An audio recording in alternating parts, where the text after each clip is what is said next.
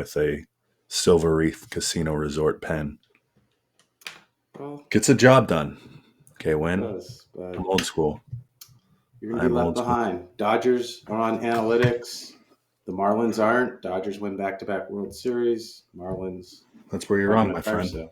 Just that was a tease. I do half handwritten, half AI, just to mix, so I don't sound so agent oriented. Like I don't sound like an agent, right? You don't want to sound like an agent. No, you don't want to sound like a bot. Right. So you mix it a little, Yeah, it's like beef, a good burger. It's 80-20. You got 20% fat, which is, what you want to put in, and then 80% lean ground beef, which would be the AI stuff. But I want 100% smash burgers from Incline Burgers and Brews, Incline Village, Reno. I also go get their breakfast. Loaded tots? Woo! So good. Where did you get that hat? I got it because I'm an influencer. I'm a sponsor. See, this is the thing. Dude, I'm taking you to small claims court here shortly. I'm going to get all my merch back, my cut from all our sales of our hats and T-shirts. You probably have a stand at the Hermosa Beach little farmer's market there with all our gear. Side hustle. Trendy. How are you? Good. I like that hoodie. Thank you. I got some new shoes on. Changed them up. Let me see. They're my Brooks running shoes. Ooh, that's when you know you're old. You'll get Brooks. Well, they're comfortable. They are. They're extremely comfortable. I got some Ons. On Clouds. Have you heard of those? Oh yeah. So I got some. They're nice, fresh, beautiful, great colorway, and I haven't pulled them out of the box yet because it's winter here. Are they your running shoes or your workout shoes? They're gonna be like athleisure shoes. Like a walk around Green Lake, or like going to the library with the kids, or those types of things. It'll be the athleisure. It won't be gyms. Like I wear Metcons for the gym. Okay. Big. You gotta look. What kind of athleisure joggers are you wearing? I haven't found a brand I like. You got any recommendations? There's Viore, but I feel like that's kind of going the other way. Everyone's on Alo now. Alo? Yeah. How do you spell it? ALO. They're expensive. All this athleisure gear went through the roof. During COVID. I remember when sweatpants were $30. I know. Champion sweats. But you know the thing about Lululemon back in the day, you used to walk in and get I always knew the cut I wanted, the length I wanted, and I'd always get them like a length short just so they looked a little jogger-ish. Mm-hmm. But I've had the same ones for probably going on 10 years. Like they're not even black anymore. They're faded so badly. Like you put on a black shirt with them, you can't do it. It's pretty bad. What's those old school sweats are back in? Remember those sweats you get from Big Five? They're baggy. Yeah. And they're corded at the end, and they're just navy blue or gray. Those are hot in the streets again. I'm wearing some Amazon one that are fleece lined right now, and they're like joggers, but they're jogger sweats. Oh, kids drop off every morning. Throw these on. Uni. Yep. I'm ready. Okay. I'm really ready. Let's get this thing started. I'm really ready. By the way, funny story. So I'll be the judge of that. Not really a coincidence, right? I've had all these little, call them God shots, weird little things. So I'm playing Ben Larson, another Ben. He moved to Boise. And he's got Genty and I've got Williams. I'm down by 1.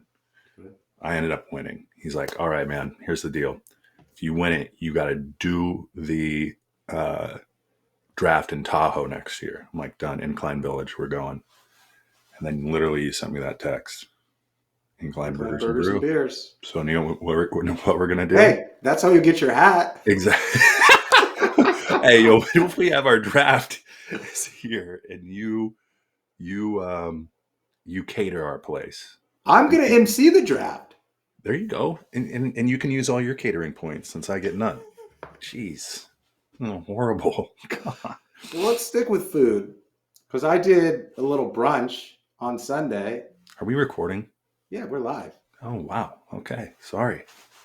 Yeah, more personal podcast. We like to tell stories before we get into sports. So Yes. I'm brunching up in Okay. Palos Verdes, Terranea Resort. It's beautiful. It's kind of like that resort in Union, Washington. What's it called? Alderbrook. Alderbrook. Surrounded by water. Yeah. Beautiful. But you've got to go into brunch with a game plan. It's all Okay. about timing and rhythm. You can't get sped up or else you'll eat too quick and it's a disaster.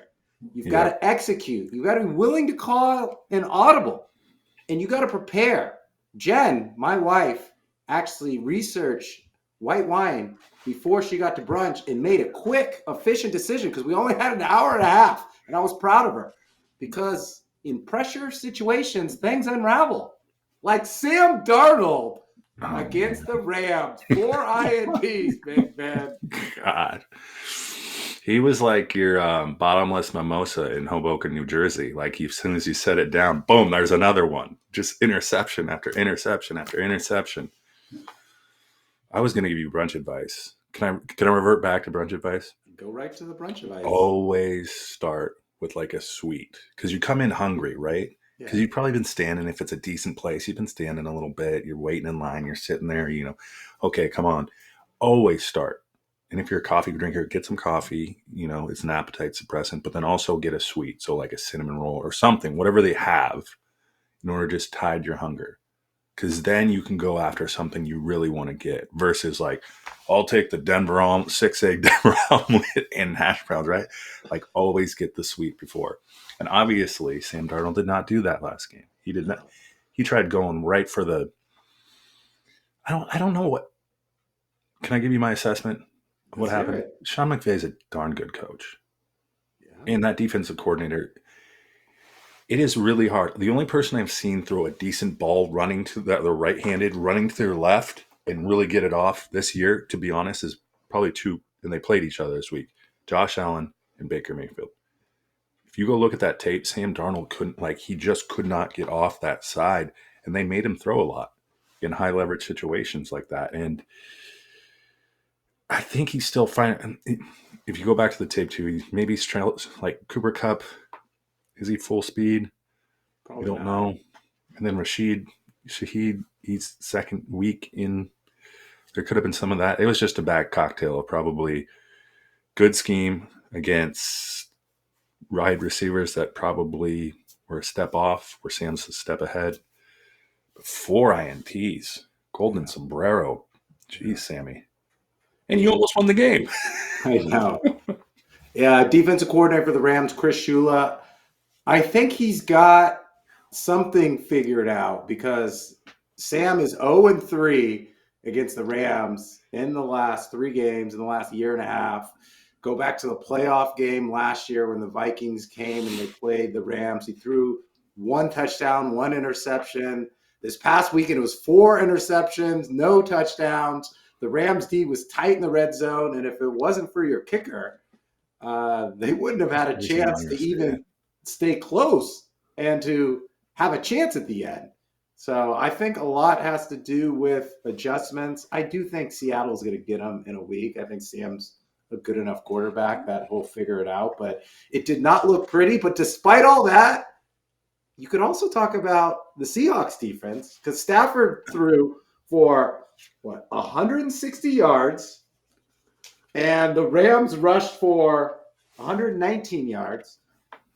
If you look at the Seahawks, the Rams 130 and 119. The Seahawks, Sam threw for 279, and the Seahawks ran for 135. The Seahawks had the ball 37 minutes. The Rams had the ball 22 minutes.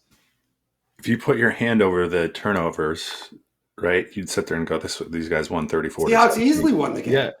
And even like you look at, like the Rams are just good at executing when they need to. Look at that, the Devontae Adams touchdown. Like, what do you have? Single man coverage against Tariq Woolen. Game over. Like, that done.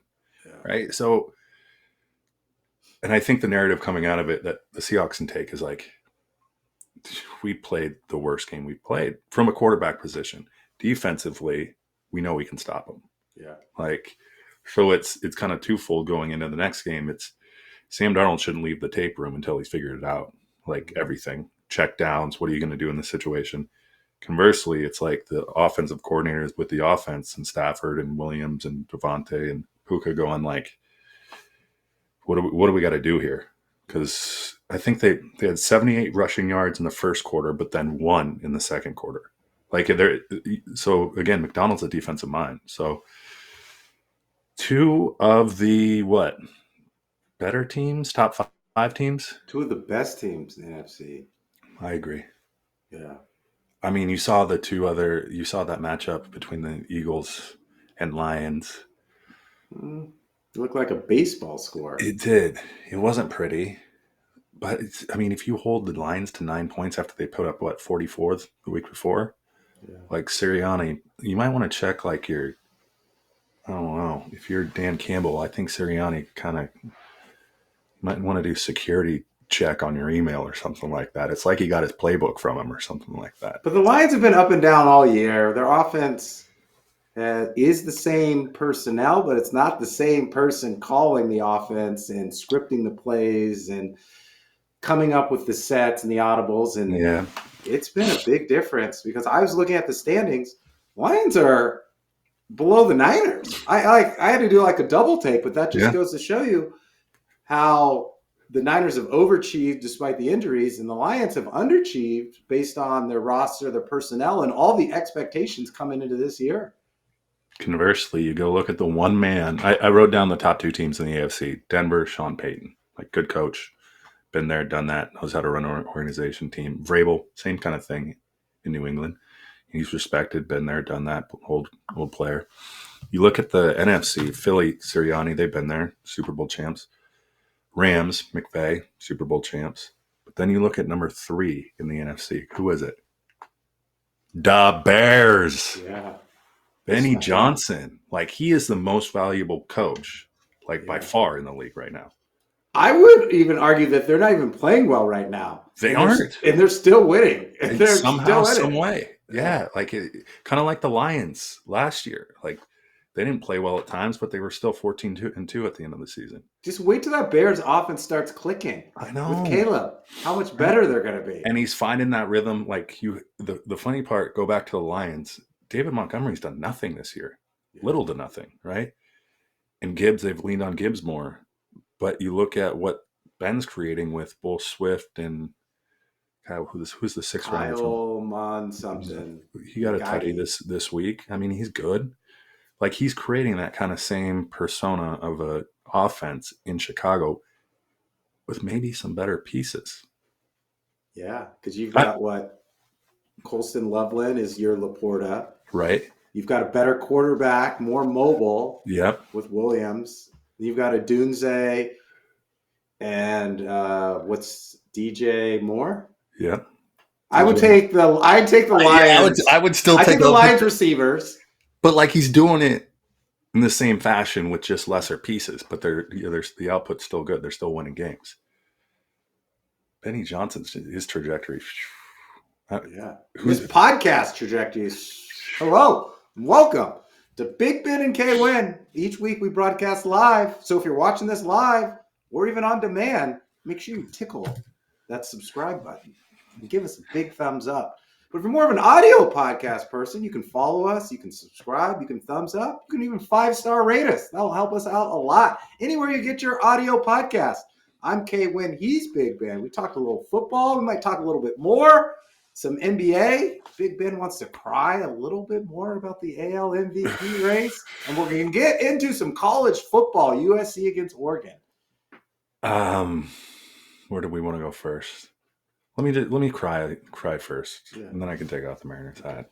Okay, actually, I wore this lucky green because of the signing that we just made. The first signing, I think, of all of the offseason, the cork popper, Josh Naylor's 5 years, $89.5 million. So he's with the squad. He's the first baseman of the next 5 years. But you look at, I went to a guys' weekend, and there was an argument about where was it? Indianola. Tell Awesome. the people who live in California where that Awesome actually little is. Indianola. So Indianola would be the equivalent of like Half Moon Bay, kind of. Okay. Like it's kind of out, kind of in the middle of not nowhere, but it's kind of isolated. You have to take a ferry over to Kingston, then you loop around. It's an awesome area. But it's a guys' weekend. We have the debate. Like, and some guy countered me. He's like, "Nope, Judge had the best offensive season in some time." I'm like, is that factual? I was just so angry that Cal didn't get it. I really didn't look at the other side. He's like, it was a top 5 season, maybe. He said all time. And so what that brought me to was one of a few things. Does defense matter? Like, does it matter where you play at all? Or is that just Defense secondary? doesn't matter for the MVP. You don't think? Let's just call it. I don't know. That's why they give you a gold glove. I mean, it hurts the players that are like really good offensively and Right. really good defensively because Shohei got it. Yeah, He true. played And defense. Schwarber was the second, right? Like, Yeah. let's be honest. Okay, It's so an offensive award. that's the first thing too. In him saying that, and actually, like, we didn't pull out the comparisons, but he's like, dude, if you anomalize these things and like just look at them and you're some unbiased, you would obviously say this individual's had a better season, and that's Aaron Judge. And so with all the, I guess, angst I had towards all those baseball, and then I tried to make the argument. I actually went far enough to like look up where all the baseball writers lived, like where did all the voters live, right? Because there is part of that. If you don't see the magic that happened with Cal Raleigh, then you're less prone to vote for him. Yeah. But at the end of the day, it's a quantitative award. Like, that's what it is. It's a quantitative award. It's stats. It's output measured by whatever we've put together in order to measure a season accurately. Like, there's no qualitative piece to it. No. Like, it's numbers. It's numbers. I said it last week. I'll say it again. I think WAR killed the MVP awards, right? Because if you just look at Judge's WAR, then all the advanced stats go in his favor. So, and I think a lot of people just judge based on advanced stats, and they may or may not watch Seattle play past the third inning. So they can't even watch the eye test with what Raleigh does offensively and defensively for the Mariners. They just go to the WAR, and that's how they vote. Should there be an FVP fan, FMVP fan, most valuable player? No. Why? Because then it would be like... We could air it on Nickelodeon. It'd be fine. Why? Let the fans speak. These curmudgeon baseball, right? If the fans voted, I don't think Judge would have won either. It probably would have went to like Kiki Hernandez or like Dodgers or... No, I know what you're saying. But if the fans voted, in all honesty, it would go to the big market teams. Right? Well, what Judge probably still would have won because all the New Yorkers would have voted. There's so many more New Yorkers than people in Pacific Northwest. How many times can you vote, though? See, that's the thing. It's not one and done. I guess I came away from that weekend going, "You're right. You win." Thank you. You don't win. You won the battle, not the war. Come on, Mike. Come on. All right, where do you want to go next? Hoops. Yeah. Hoops have kicked off. So I did want to come on here and talk about the rookie of the year so far for the NBA. I did all the research. It's no brainer. It's Colin Knippel. Like, I don't even know if we need to get into it because everyone knows, right? Well, Colin Knippel plays for a horrible team. You're in a good situation if you're a good rookie on a horrible team. Like, you're going to get every opportunity. You're going to run the point. You're going to be this, 3-point specialist. You're going to do everything. I got VJ Edgecombe. Ooh, most talented. Well, one, his nickname is the Generator. Love that. And it's not like Ben Gordon. What was Ben Gordon called? Microwave. The microwave. Yeah. Was it? I think so. The air fryer? Vinny Johnson, the old school Pistons guy, was a microwave.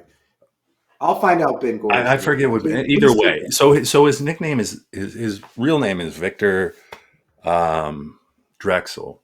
So I don't know why he goes by BJ. That's even more interesting. But he lived in the Bahamas, but they called him the generator because he had to live off a generator for so often. Because went to Baylor, number 3 pick, most points in a debut by a rookie ever, 34, 7, and 3. And you're playing on a team in a market that's just edgy. Like they either love you or hate you. And what I think he has going for him, he's going to make a lot of people forget about Embiid pretty quickly. Hey, they've already forgot about him. Exactly. And, they forgot about Paul George, too. Yep. Like, they're going to forget about those guys real quick. If you got Maxey and Edgecombe out there, that's fun. That's fun basketball. Let's get after it. Like, at the rim, above the rim. If you're on a good team and perform, I give you more credit than if you're on a crappy team and perform. But Concaniple's doing it all around. Like, he's an elite. Because he has to. Volume scorer. But he still has to do it, right? He's averaging 17 points a game, 6 rebounds, and 3 assists. He's shooting at like 47% from the field. How many over minutes 40 is he playing? from 3. Is he playing the whole game? He's probably playing the whole game.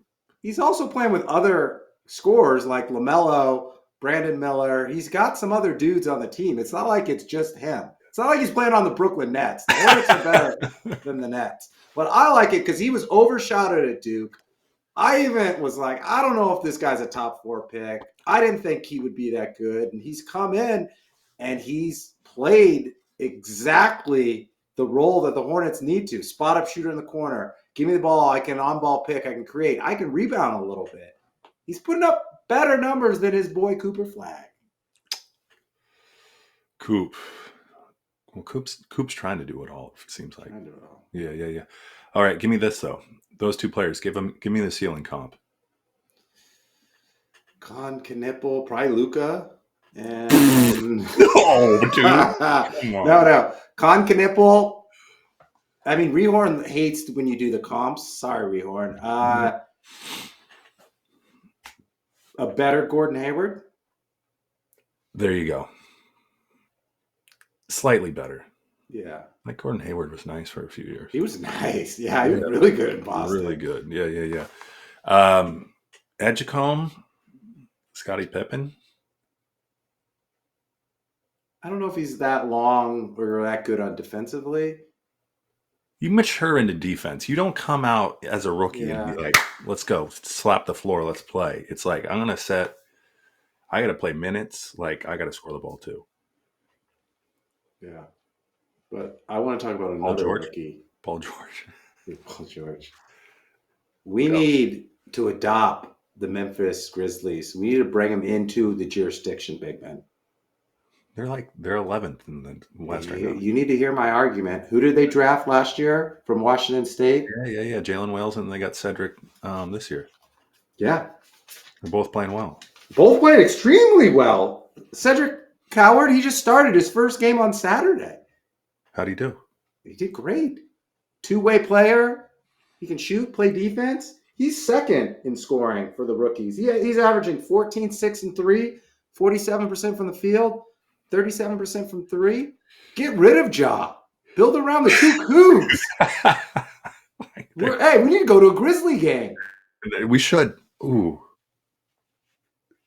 And I forgot about, he was drafted number 11 overall. He was. So by the Blazers. So this isn't some guy who's a flash in the pan. Like, he's a lottery pick. I feel like the Grizz, you've got Jaren Jackson, you've got Cedric, you've got Jalen. You need to get Ja out of there. So the thing about these 2 guys, well, Jalen Wales, I forget where he was at before he was with the Cougs, but they were both transfers.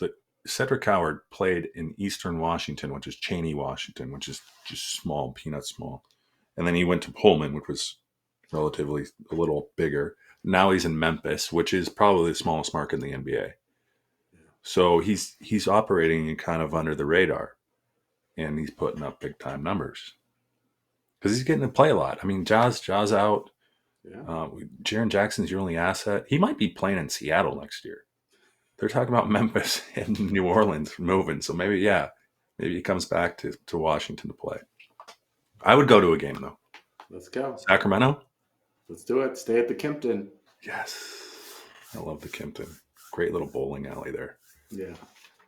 I think that's the player. Did I tell you I saw Luke Walton hanging out there? Yeah. So that's where like the players stay. The only nice place in Sacramento is the Kimpton right next to the hotel. Before we get off the NBA, LeBron James is coming back. And he's coming back. How ironic, a home game against the Utah Jazz. So the Lakers will therefore get a win in his debut. Look at the teams he picked. Timing's everything. LeBron is very intentional. The Lakers, next 5 games, Utah, at Utah. Utah's 5-8, by the way. Clippers 4-10. Mavs 4-11. Pelicans 2-12. He came back, so the narrative won't be Lakers are losing because LeBron is interfering with Luka and Reeves. It's going to be like the Lakers are rolling now that LeBron is back. And he is a very smart man to plan his comeback around this weak-ass schedule. I'm trying to think, is there equivalent of that in any, like, it'd be like if a starter came back, a spot start against the Pirates. Yeah. Right? Or like, it would be like coming back against the Rockies in Colorado if you're a hitter. Game series, yeah. Put me in, coach. I'm good. That obliques. We're good.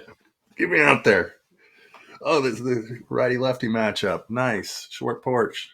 LeBron, I think that, like, I did see, ESPN had the headlines.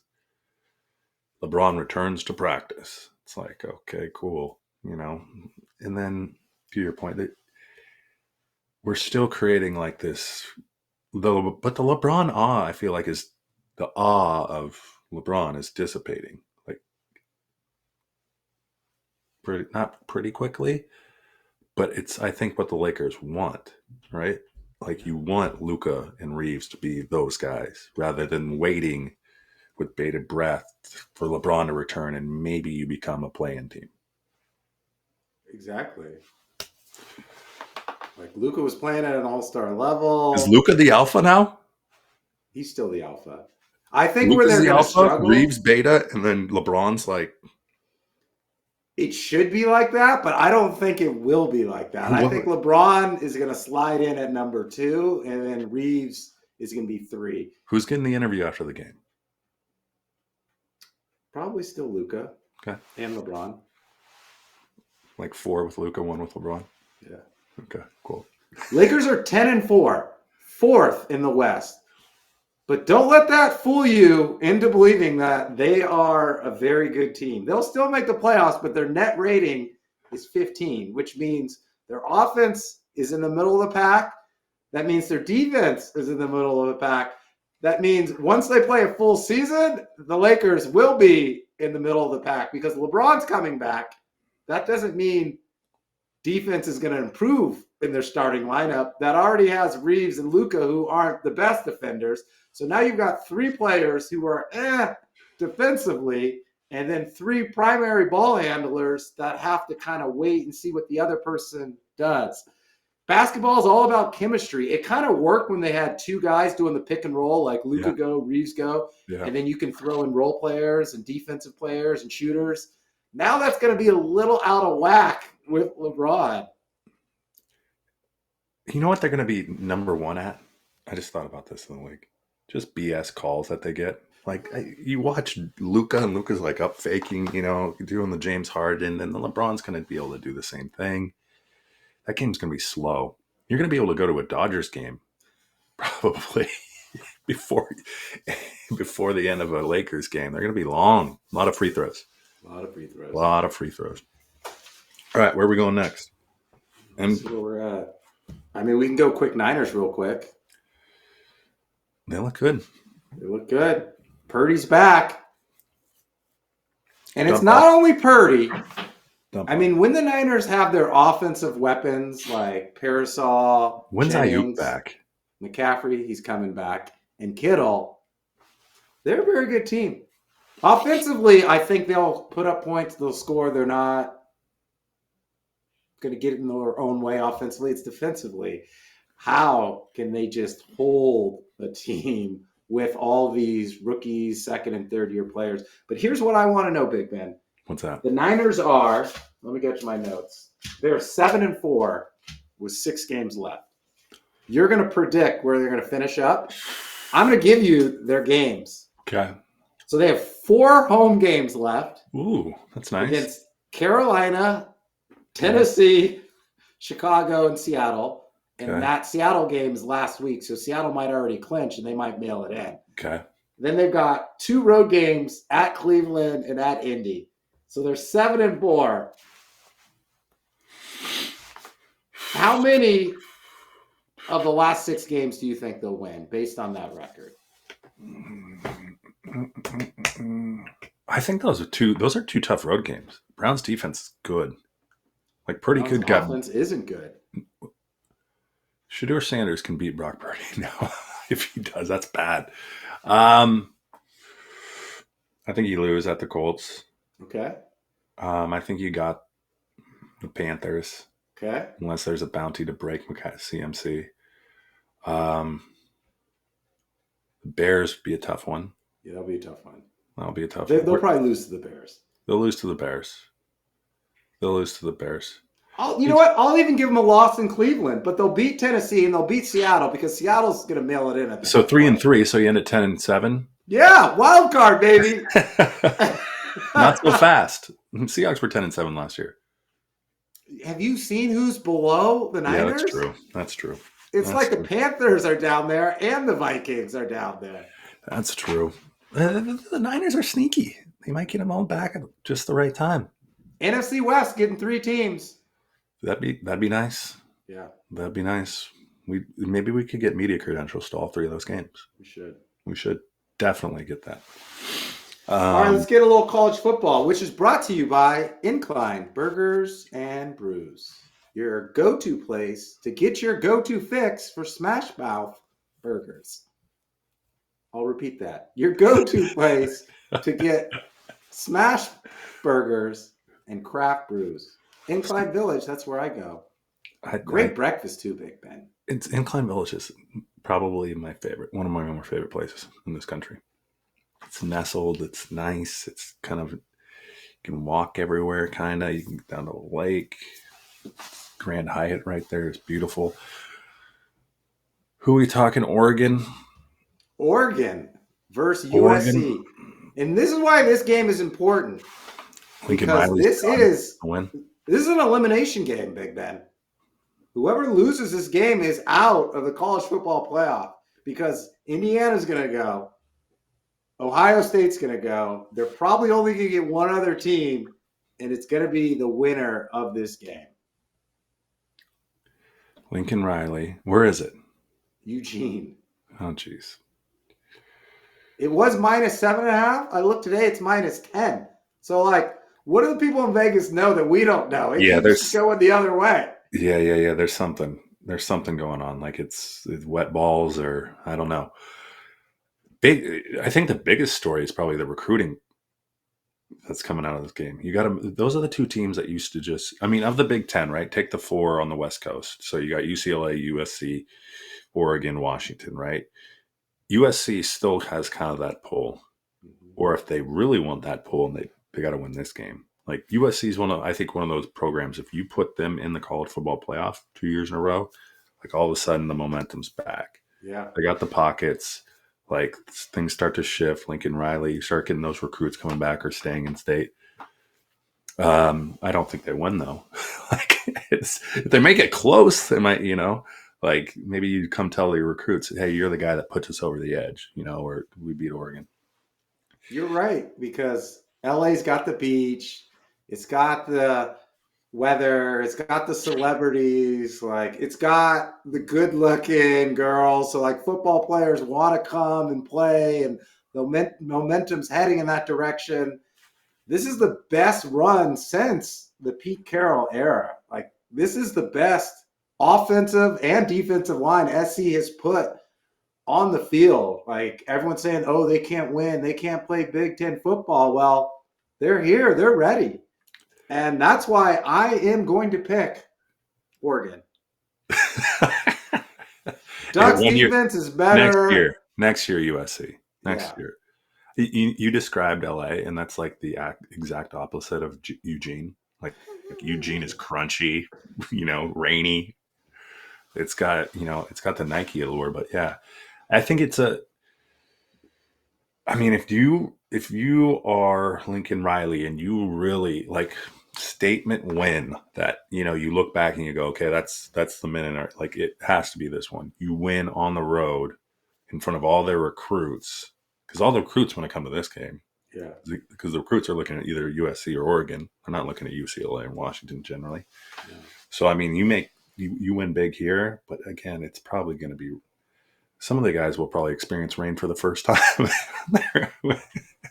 in this game. I watched the Seriously. Iowa game versus USC. Iowa got out to a lead, and USC came back, and then they won. And Lincoln Riley was celebrating like he won the Super Bowl. And you can just tell that he's probably tired of hearing the narrative of like USC can't win in the Big Ten. He's not a good defensive coach. He has no players. So like that was a big win. This game is even bigger for USC. Every coach has a shelf life, right? Like Lincoln Riley came from Oklahoma to USC with kind of this, boy wonder-ish type, you know. I think everyone thought he would be kind of like Lanning is to Oregon right now, Yeah. right? Everyone thought he would be the guy, like boom, boom, boom. It just hasn't happened. And so I think he's finally feeling that like Iowa's the oldest stalwart Big Ten team. They play Big Ten football. They're the definition of Big Ten football. Yeah. So for him to win that game, to your point, he can change the narrative. Like we can play Big Ten football. We can play ground and pound, and we can play air it out. Now, this week's just going to be who has the better athletes. Against Iowa, Iowa probably not even on a scale of what USC gets in the way of recruits. It's still a good, well-coached football team. You're going to have a well-coached football team and really good recruits. Yeah. Well, I think what Oregon has going for them is they're playing at home. It's hard to win in Autzen, but they have the recruiting classes of the last couple of years on both sides of the ball. Like SC's really good offensively. Defense, I think they're okay. But Oregon's really good defensively. I think they're third in the nation in like yards allowed. They're probably like 10th in the nation in points allowed. And they're going to stop the run. They're going to stop the Trojans' offense, and they're going to put it in to the college football playoff. Hopes for Lincoln Riley. Here's the other thing too: the fans in Eugene really care about football. That's like the only thing, right? It's just that, and I don't think you can say the same for USC. Like you talk about, there's the beach nearby. There's other stuff to do, but again, a win like this would bring people back, right? Yeah. I'll take the Trojans. Let's Oh, go okay. with an upset. Let's go. 10.5. I'm getting 10.5. From me or from Vegas? Both. What are you going to take a cut off the Vegas line? I think it's 10. It moved to 10. No, it didn't. It's 10.5. Did you just look? No, but you said 10.5. You're not going to skirt me so we get a tie. I think, okay, if I said 10.5, then let me just double check. Yeah, it's 10.5. There we go. I'll take 10.5 on the road. That's a 7.5. That's a touchdown. Okay. I like it. Dun, dun, dun, dun, dun, dun, dun. Oh. Is that what they do? Oh, yeah. I've never been to a game in Union just because I knew I would not enjoy the fans. Who's worse, a Ducks fan or a Huskies fan? I think Huskies are a little more cordial. Like they'll let you hang out at tailgates if you're wearing like the other team or whatever. But you go down to Eugene, and I think I had a roommate that went to Oregon. He like threw a beer glass at a guy from another university, and he was proud of it. He's like, I nailed the guy with it. Like, what? You don't do that? He's like, no, he was from the other. Just Ravens. You don't go to Eugene wearing the other team's gear without like a squad. Yeah. Like a flock of ducks. You need to make that flying V like in Mighty Ducks in order to get anywhere. Or else you're getting picked off by the Oregon fans, the angry Oregon fans. They have to live in Eugene all the time. What about Beavers fans? Beavs and Cougs are, we're just hanging out. We're lowly. We won't hurt anyone. Okay. Do no harm. Do no harm. Like this podcast, we do no harm. Do no harm. Should we get out of here? It is 9:00. Yeah. It's my bedtime. Okay. Just roll out of this chair right in the bed. And we're back at it next week, 8:15 Pacific Standard Time. If you want to hit us live on YouTube, again, make sure you tickle that subscribe button, like, comment, review, whatever you want to do. If you're more of an audio podcast, get us on Spotify, Apple iTunes. Where else we can wherever you get your podcast, we're there. We're everywhere. We are everywhere. Social media, Facebook at Big Ben _ or at Big Ben K Winn _, Instagram, Threads, X. We're on X. We are all on the X. Discord. All the Discord, yeah. I still haven't figured out the Discord all that well. Neither have I. We'll get there. Neither of our followers. Hey, instant reaction after Oregon-USC game. Okay, 10.5 for what? Oh, wait, we're betting? Yes. I wouldn't have taken USC if I was. $20 Venmo bet. Okay. That's So high stakes for you. It's like half a hat. I'm just going to hold it in my bank for the next $20 I win off you. And then I'll buy my Memphis Grizzlies hat. Ooh. I still have a Sacramento Kings hat somewhere. Jeez. Go Cougs. All right, 10.5. 10.5. Boom. Boom.